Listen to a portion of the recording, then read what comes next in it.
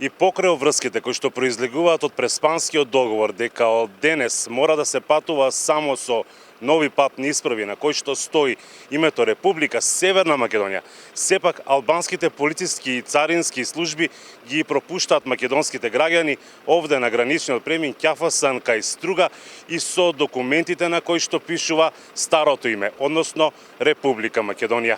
Но на Ќафасан денес ги немаше вообичаените гужви за влез во Албанија. Повеќето од оние кои ја поминуваа границата беа албански државјани.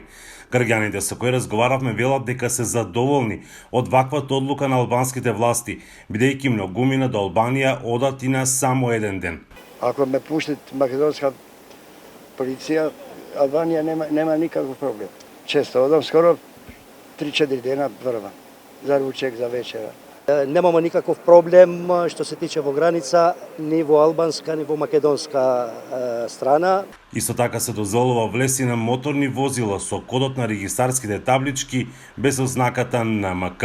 На граничен премин Ќафасан од 00 до 10 часот денеска на 13.2.2024 година сообраќајот на патници и возила бележи благо зголемување.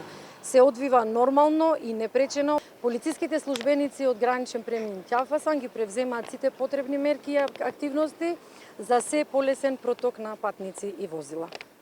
На Ќафасан од полнок до 10 часот на 13 февруари регистрирана е бројка на влез од 62 македонски државјани, додека на излез 147 македонски државјани. И на останатите гранични премини сообраќајот се одвива без проблеми. Најчесто патуваат оние со нови патни документи. На границата со Грција, грчките погранични служби ги пуштаат само оние македонски граѓани кои имаат документи со новото уставно име.